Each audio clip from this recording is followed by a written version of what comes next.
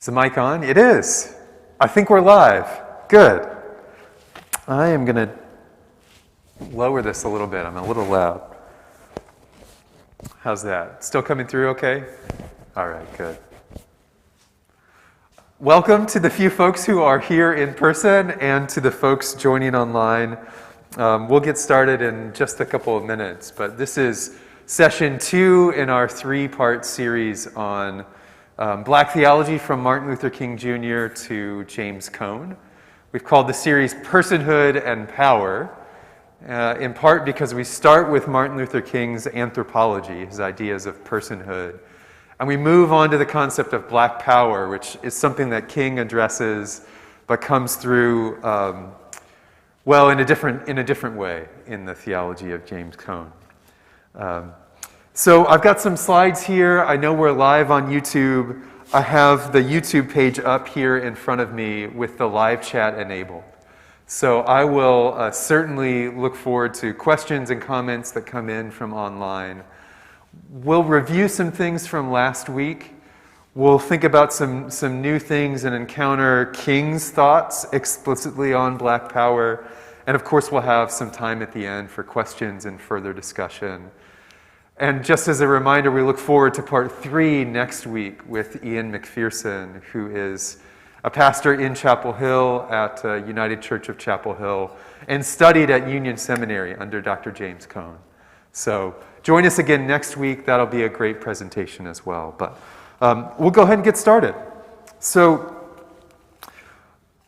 I've titled this presentation, Love Implementing the Demands of Justice, Martin Luther King on Black Power, because this is something that King has to say about what power is. Even though there's tension between King and the Black Power movement and Black Power theologians who come afterwards, there's a lot of overlap as well, and there's a lot of discussion. So it's important to know that King is thinking and acting and leading and theologizing in conversation with what comes to be known as the Black Power movement, and at a time when proponents of Black Power are figuring out even what they mean by that term. I want to start by covering some ground and reviewing some things that we covered last week. There are kind of 2 bookends, more or less, that guide this discussion and really our discussion of King.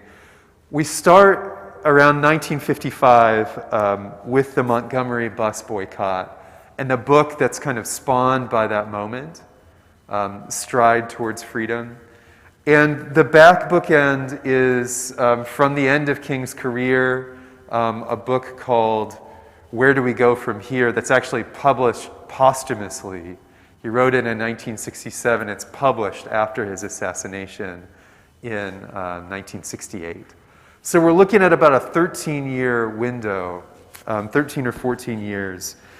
And the material that we start with kind of comes out of the Montgomery bus boycott movement. So here on the left is Rosa Parks, whose arrest, because she's sitting in a whites-only section of a Montgomery bus, kind of kicks off one of the major movements of the civil rights movement, the Montgomery bus boycott. And this is a moment where King kind of rises to the front of the movement, really becomes the visible spokesperson and figurehead of what we've called the civil rights movement. Lots of other people involved. We're just focusing on King in part because of the theology behind his work. So the book that's published by King, reflecting on the Montgomery bus boycott, and which contains so much of his theology of personhood and its practical implications, is a book called Stride Towards Freedom, the Montgomery bus boycott. This is one of the earliest editions of it. I've got a cover from the new edition as well, but it's fascinating to see what maybe even the first edition looks like. And in Stride Towards Freedom, you get so much of King's theology of personhood. So there's this wonderful moment in one of the chapters where King is telling the story of this pivotal speech that he makes on December 5th, 1955. He calls it the Day of Days, This is on the first day of the Montgomery bus boycott. It's been a really successful day. Lots of people have boycotted the buses, and they're trying to figure out, where is this movement going? And so King tells the story of this sermon or address that he gives, and he doesn't have a lot of time to put it together, but he's reflecting on what he said and also why he said what he said. And so he talks about this moment of trying to figure out how to make a speech that's militant enough to keep people aroused and engaged to positive action, yet moderate enough to keep things within Christian bounds. Could the militant and the moderate be combined in a single speech? And here's how he accomplishes that. I would seek to arouse the group to action by insisting that their self-respect was at stake, and if they accepted such injustices without protesting, they would betray their own sense of dignity and the eternal edicts of God himself. But I would balance this with a strong affirmation of the Christian doctrine of love. Once again, we must hear the words of Jesus echoing across the centuries. Love your neighbors. Bless those who curse you. This first part, this emphasis on self-respect and dignity, this is a clear reflection of King's theology of personhood. King is insistent that black folks understand that they too are persons, and with that comes dignity as folks created in the image of God. But that also then spurs on action. The other side of dignity, though, is that everyone has this dignity as a person. And so in King's understanding of Christian theology, by asserting your own dignity, you still have to do it in such a way that respects the dignity of the other person. And this leads to his theology and his philosophy of nonviolence.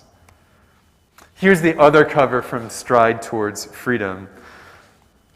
And here's a later section in the book where he's unpacking why nonviolence is a Christian imperative. Protest is an imperative, asserting one's dignity is an imperative, but also so is nonviolence for Christians. If I meet hate with hate, I become depersonalized, because creation is so designed that my personality can only be fulfilled in the context of community.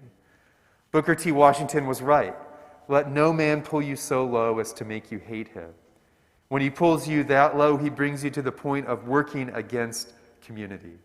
He drags you to the point of defying creation.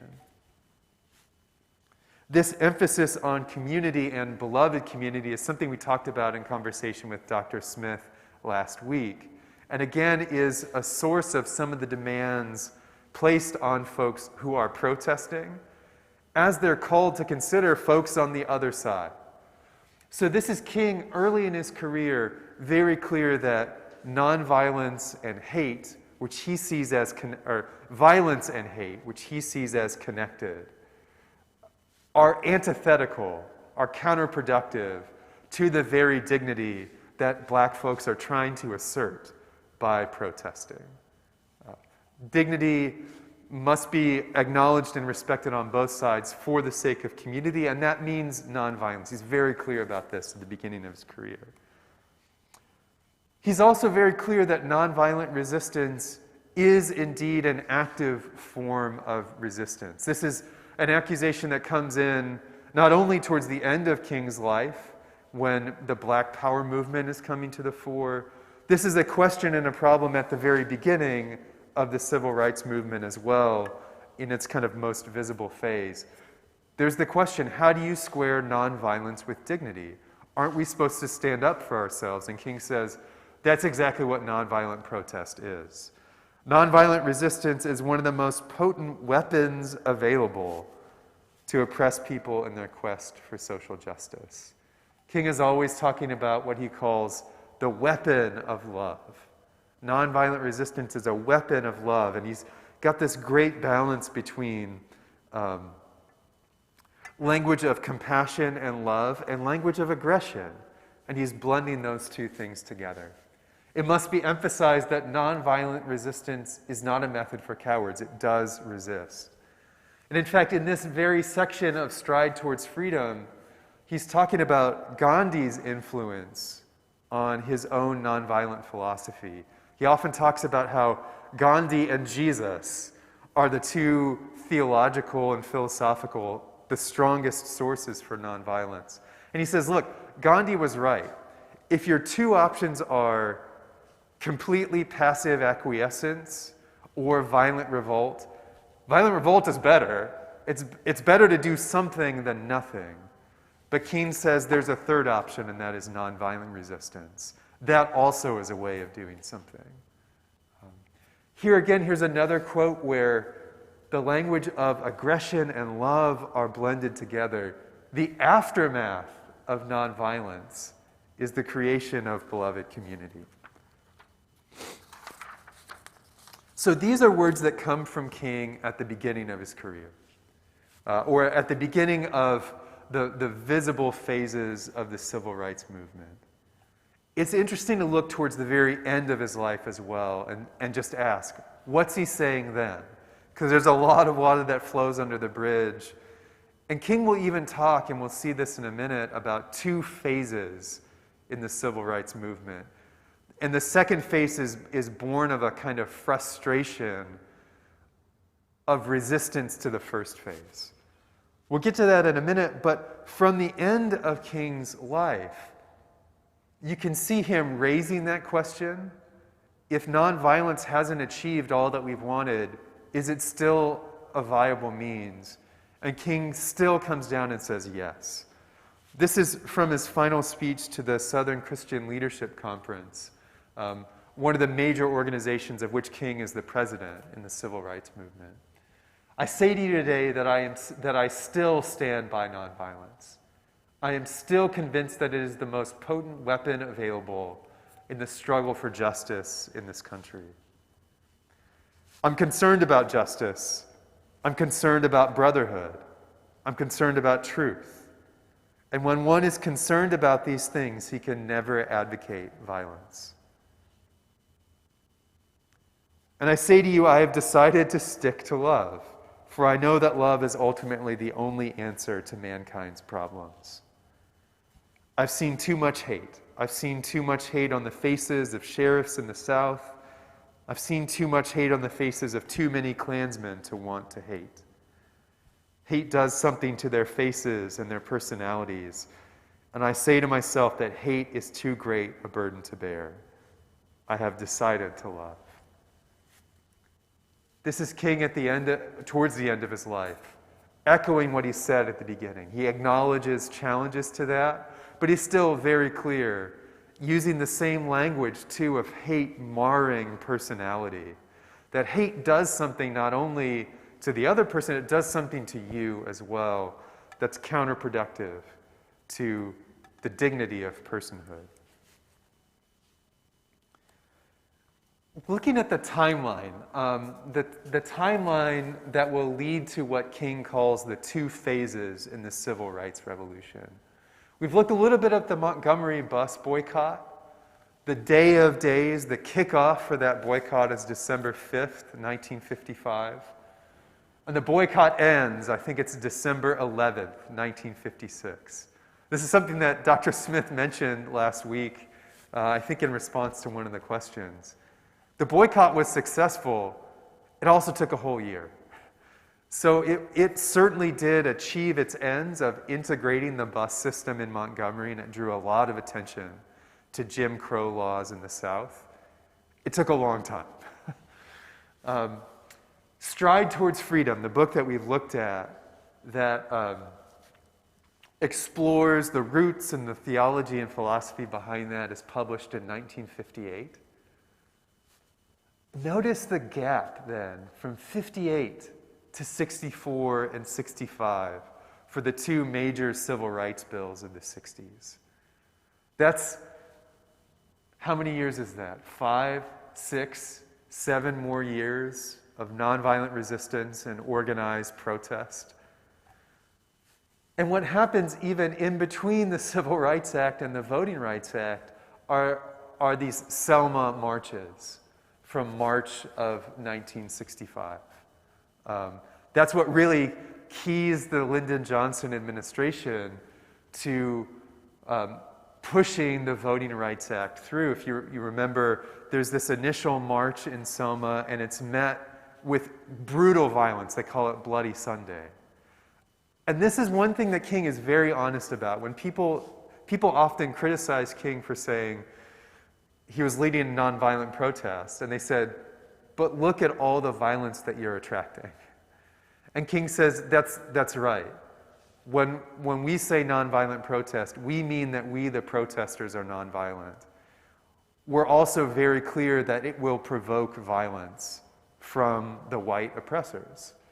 And he says part of what we're doing is dramatizing the hate and the violence that often goes ignored. We are provoking that and bringing it to the fore, knowing that we are provoking violence from others, even through our own nonviolence. And the clearest example of that inaction and working, in a sense, is the relationship between the Selma-Montgomery marches and the Voting Rights Act. The Selma marches, because of Bloody Sunday and the clear resolve of these civil rights protesters to carry on in the face of that violence, so dramatizes it that it captures the nation's attention. And what might have seemed only like a regional issue, a southern issue before, so captures the national attention that folks who really wanted to be left alone by this have no choice but to say, finally, we're going to act on this.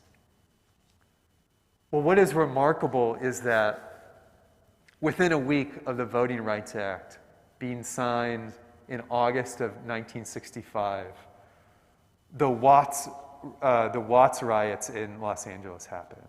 It's within a week in August. These are riots that happen in Los Angeles, in a particularly black neighborhood of Los Angeles, because of police maltreatment. Significant unrest, property destroyed, lives lost. That comes on the heels of the Voting Rights Act.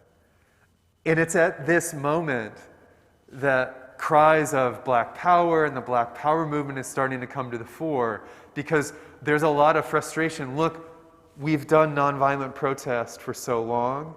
We've apparently achieved kind of legislative victories, and nothing's really changed. So this is when King will start talking about two phases in the civil rights revolution. So we were pulling before from Stride Towards Freedom. Now we're pulling from this book, from this last book that King wrote. Where do we go from here? He says, with Selma and the Voting Rights Act, one phase of development in the civil rights revolution came to an end. A new phase opened, but few observers realized it or were prepared for its implications. So he goes on to kind of delineate the two phases. Phase one, for the vast majority of white Americans the past decade, the first phase has been a struggle to treat the Negro, black people, with a degree of decency, not of equality. White America was ready to demand that the Negro should be spared the lash of brutality and coarse degradation. This is phase one. It's so closely tied to dignity. King is saying it was a struggle just to get white people to look at us and see people. We're struggling for dignity. We're not even to equality yet. We're just working on dignity and decency. Phase two. When we looked for the second phase, the realization of equality, we found that many of our white allies had quietly disappeared. But the absence of brutality and unregenerate evil is not the presence of justice. To state murder is not the same thing as to ordain brotherhood. Notice the language of brotherhood there. King isn't saying we've got somehow new goals for everything. He's saying what we need to do to get to the goals of brotherhood and beloved community involves more than just people looking at us and seeing people. It actually involves particular actions to sustain equality. People talk a lot about the radical King, the radical Martin Luther King that comes out in the final years of his life. This is King edging towards that. And what is radical about King in the final years of his life may not look so radical now, but he starts pushing for things like housing integration in the North, the end of redlining in Chicago. He starts pushing for employment equality, very concrete things that actually achieve and reflect equality between the races, not just, we're not being mean to you anymore in a clearly violent way. Most of that, he says, may have come to an end, but there's still this massive structural inequality. And so King focuses the final years of his life often in the North, often in Chicago, places north of the Mason-Dixon line, on achieving equality in very tangible ways. I mentioned before the Watts riots from August 11th through 16th, 1965. The National Guard gets sent in. Much of this area is destroyed. It's a major moment, and so people start asking King, well, what do you have to say about Black power? We'll get to King's policy, maybe the divergence of his philosophy from Black power, but he's also very consistent in a kind of sympathy and understanding. He says, I get the anger and the rage behind it. Cries of Black power and riots are not the causes of white resistance. They are consequences of it. Anger is a response to the feeling that a real solution is hopelessly distant because of the inconsistencies, resistance, and faint-heartedness of those in power.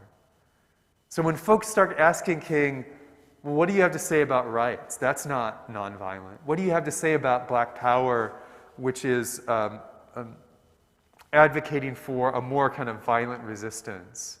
Because clearly, nonviolence hasn't achieved all of its ends. King is very consistent in saying, I understand and I share the anger behind it. And he's also consistent in saying, as long as Black people everywhere are facing inequality, that anger is going to be there, and at some point it's going to bubble over into violence. King never says that's what he wants, but he does say this is a reality. And it's not Black violence that's starting this, it's white violence that is causing it. He wants people to get cause and effect clear. Even if he doesn't affirm the effect, he says, I understand it, and it's an effect, not a cause. When hopes were blasted, when people came to see that in spite of progress, their conditions were still insufferable, when they looked out and saw more poverty, more school segregation, more slums, despair began to set in.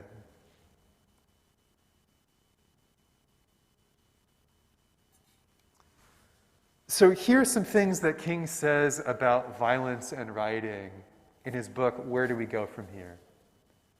He's still consistent in saying this kind of reaction isn't good. It's not good for the dignity and personhood of those who are engaging in it. These reactions poison the soul and scar the personality. He's also very clear that he doesn't think violent resistance will be effective. These are the two poles or syntheses, perhaps, of his nonviolent philosophy from the beginning. He says it's right and it's Christian, and it's also effective. He says, look, Black people are enough of a minority in this country that there will never be enough firepower, manpower to actually succeed in a violent rebellion. It will only kick off more violent reaction from the white oppressor. He says you can't win that way. He also says, look, nonviolence has achieved some real gains. The Voting Acts Right, the Civil Rights Act, those are real gains, and we need legislative victories. And he says, look, nowhere have the riots won any concrete improvement, such as have organized protest demonstrations. So you've got a kind of theoretical, theological statement. You get a couple practical statements. And then he returns to his theology of personhood. Violence is the antithesis of creativity and wholeness. It destroys community and it makes brotherhood impossible. What King says on the heels of this, though, is that he certainly is advocating for a kind of power. He's not afraid of saying what we are after is a kind of power for the black community. So he'll start talking about what real power is. Here's him saying what power is not. If a method is not effective, no matter how much steam it releases, it is an expression of weakness, not of strength. Without recognizing this, we will end up with solutions that don't solve, answers that don't answer, and explanations that don't explain. So part of what he's doing is engaging with people who say violence and rioting is part of black power, and he's saying if that's what you're claiming, you're not actually claiming any sort of power. It's a false, empty kind of power. The right kind of power is this. Power, properly understood, is the ability to achieve purpose. It is the strength required to bring about social, political, economic changes. In this sense, power is not only desirable but necessary in order to implement the demands of love and justice. You'll notice that quote from the title. King says we need power because power is how you implement love and justice. You'll never get beloved community if you don't have the power to achieve equality politically, socially, legislatively that you need for true equality. Power and love, he says, are not opposed to each other. What is needed is a realization that power without love is reckless and abusive, and love without power is sentimental and anemic. Power at its best is love implementing the demands of justice. Justice at its best is love correcting everything is love correcting everything that stands against love. So King will quite clearly say again and again, I am advocating for power for black people. I'm not on board with black power as a movement because that seems to involve violence and aggression in a way that's antithetical to personhood. So he is for power for the black community. He's not explicitly for black power with a capital B and a capital P. So he says, here are the modes of power that we need. This is from an essay, Black Power Defined, in the New York Times Magazine. You can tell from the title, King isn't even willing to let go of the language of black power, even if he's careful to distinguish himself from some parts of the movement. He's actually trying to out-narrate the movement in a sense. He says we need ideological power, influence. Ideological power is influence, and he says we've found that most consistently through nonviolent action. That is a kind of power. He says we need economic power. And this is King, this is the radical King from the end of his life, saying economic power for us is going to involve coming together as a block of consumers and as employees. So he's really keen, actually, towards the end of his life on collaborating with organized labor. He says, look, organized labor unions are largely full of white folks, and they may not even like us that much, but we have a lot of the same ends, and we can work together. Because often black employees and white employees are in the same position vis-a-vis their employers. We can collaborate with organized labor and make demands as employees. We can also make demands as consumers. I think it's in this very essay, King talks about the example of this thing called Operation Breadbasket. It was a thing that the black community in Chicago organized, where they would go around to different employers. Often it was bread bakeries, large bakeries with lots of employees, and say, will you commit to equality, proportional equality in hiring both all of your jobs and your best jobs for white and black applicants? And if they would say no, the black community would say, until you say yes, we're not buying your product. And this was effective. This is a way of organizing and achieving power. by saying we, the black community, are big enough that you need our business. And until we can pressure you into equality, phase 2 of the civil rights revolution, until we can pressure you into that, we're not supporting your product. This was effective. And then finally he says political power. He has a lot to say about cultivating trustworthy leaders, but also cultivating coalitions and alliances. Again, King is very pragmatic. He says, look, the black population is, 10, 12% of the nation? That's not big enough for us to have a majority. We just don't have a numerical majority. But we can organize with other folks, poor white people in the South, poor white people in the North, and become a big enough voting bloc to achieve political ends. This is King on black power.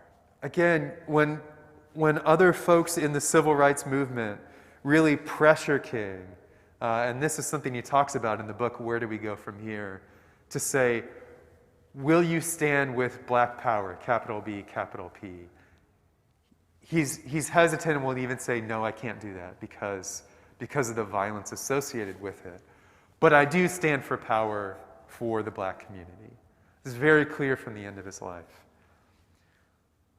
James Cone is the theologian that we're going to end with. And it's interesting that Cone has very different things to say about black power. I'm going to pull some quotes from a book by James Cone. And this is from, let's see what year this is from. I think this was published first in 1969. Yeah, 1969. Black Theology and Black Power. Cone is going to have some very different things to say about black power. But it's fascinating how much of the basis for it overlaps with Martin Luther King. So here are some excerpts from Black Theology and Black Power. Cone says, what does black power mean when used by its advocates? It means complete emancipation of black people from white oppression by whatever means black people deem necessary. I think King would agree with that statement until the very end, right? King would say, not by whatever means necessary, by nonviolent means. But the first part he agrees with. Black power, says Cone, means freedom, black self-determination, wherein black people no longer view themselves as without human dignity, but as men, as human beings with the ability to carve out their own destiny. Notice the language of self-determination and dignity. It's not an accident. Cone is very well versed in King's theology. Cone is saying this is the same basis. He sees the same needs and the same cry for human dignities. His anthropology is very, very similar. In fact, you could have taken that last statement and it's something that King could have said, could have come right out of King's mouth. Here's where Cone takes it a step further. Whites want to know whether black power is an appropriate response to their bigotry. Basically, white people want to know, is it legitimate for you to be violent against us? Cone says, indeed, it is interesting that they, the oppressors, should ask this question, since whatever response blacks make is nothing but a survival reaction to white oppression. It is time for whites to realize that the oppressor is in no position whatever to define the proper response to enslavement. So this is where Cone goes beyond King. It's from the same existentialist base. There's a need for black folks to assert their personhood. But Cone says, whatever means necessary, and in fact, white people have nothing to say about those means. Whenever Cone talks about King, though, acknowledging the differences between them, Cone always talks with a very clear respect for King. King was a man endowed with the charisma of God. He was a prophet in our own time. And like no other black or white American, he could set black people's hearts on fire with the gospel of freedom in Christ, which would make them willing to give all for the cause of black humanity. Because of King's work, we are now in the beginning stages of real confrontation between black and white Americans. He may not have endorsed the concept of black power, as we've seen, but its existence is a result of his work. Black power advocates are men who were inspired by his zeal for freedom, and black power is their attempt to make his dream a reality. So Cone will say, King's articulation of personhood is behind all that we're doing in the black power movement. And in fact, Cone will say, and this is after King's death, that the black power movement is an extension of what King started. So even though King might not have acknowledged that or seen that, Cone is saying we are doing what is the work inspired by King. And one thing, and I don't have a quote for this, but in the same book, one thing that Cone is saying is the death of Martin Luther King, his assassination, only thrusts us further into black power. Because you look at King's career and all that it achieved, and they killed him for it.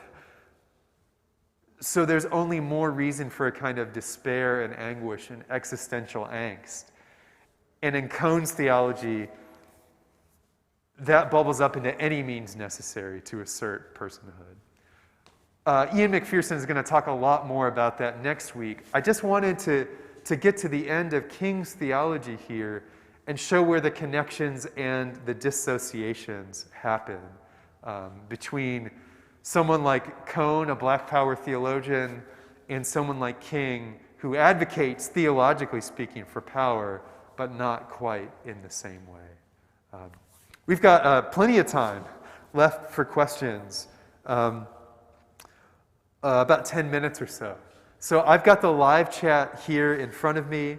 There are some folks here in the audience as well, so happy to talk about anything that's sparked your imagination or grabbed your attention as we look forward to one more session on Cone in particular. So again, I've got the chat up here. Any questions online? I'll try to answer those as they come in.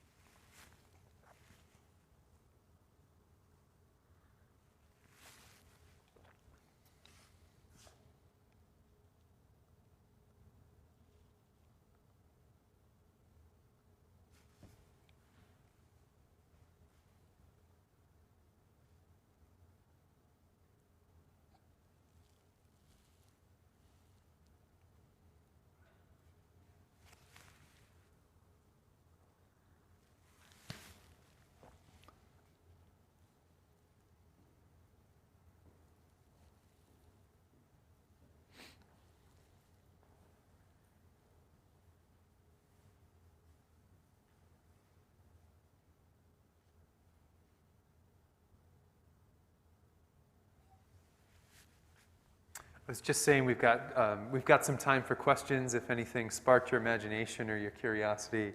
I'm waiting to see if any folks have questions online as well. When Martin Luther King Jr. was responding to the Black Power movement, Yeah. this was the people like James Phillips Yeah. dialogue with, basically. Yeah. Say it one more time. I was just wondering who the people were. Yeah. Gotcha. Was actually in dialogue with? Yeah, that's a good question. So for folks watching online, the question is, who was King in dialogue with from the Black Power movement? I don't believe that King and Cone are ever in a direct dialogue. Cone's career, his national career, I believe more or less starts with black theology and black power. It's his first major work. And it's published 1969, so the year after King is assassinated. I'm not a great historian of this, so I don't know, but I believe that it's more, it's clear that King is in some ways responding to Malcolm X. And actually, Cone has a book about Malcolm and Martin, Malcolm X and Martin Luther King. I've not read it, but it would be an interesting thing to read, especially after this presentation. So Malcolm X is a big figure that King is somewhat in dialogue with, and they meet together on a few occasions. I believe also the moment that King mentions in Where Do We Go From Here,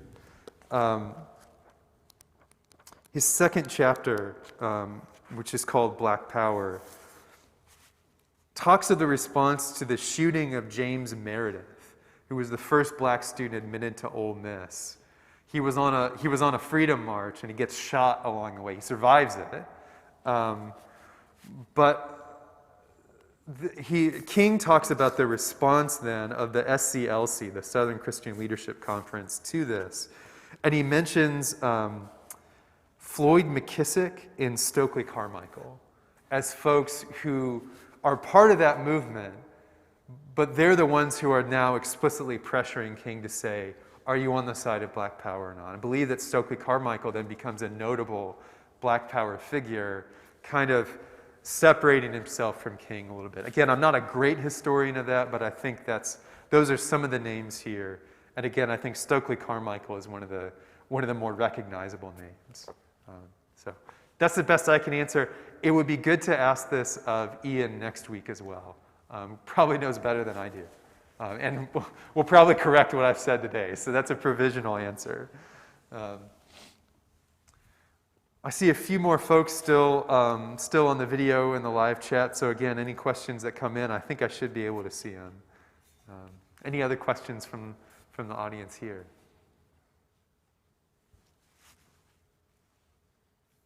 Well, I'll just throw out that in North Carolina, Floyd McKissick is a name that is at least recognizable as Stokely Carmichael. Yeah. Okay. Good to know. Yeah. Good to know.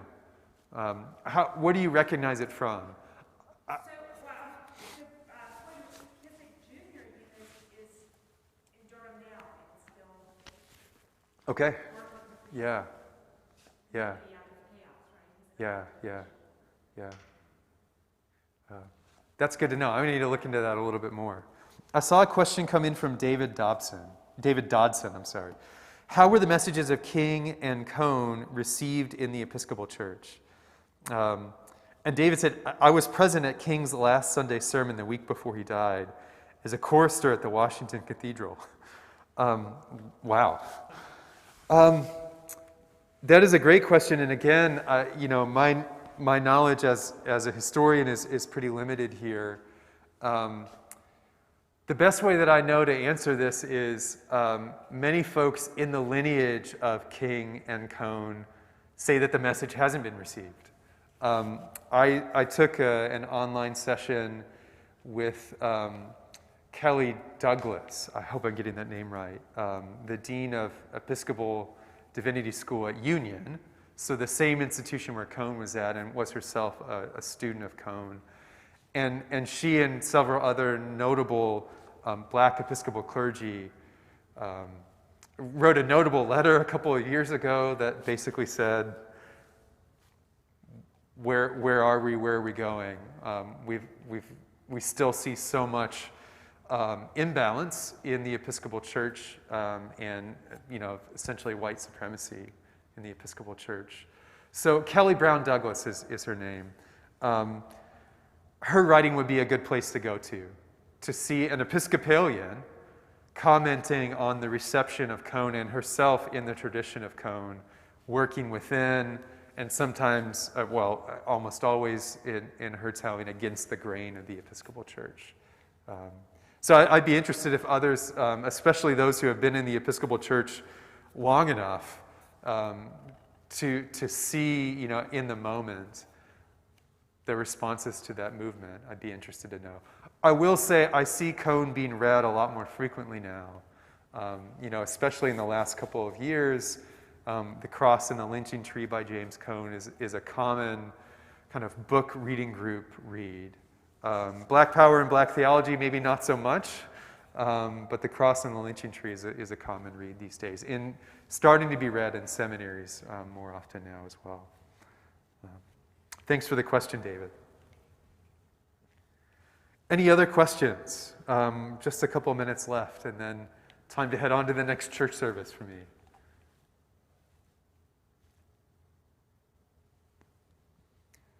Well, I'll wrap up there and say thanks so much for joining online and in person. And do come again, virtually or in person next week as Ian McPherson joins us for a further discussion on James Cone. Thanks so much.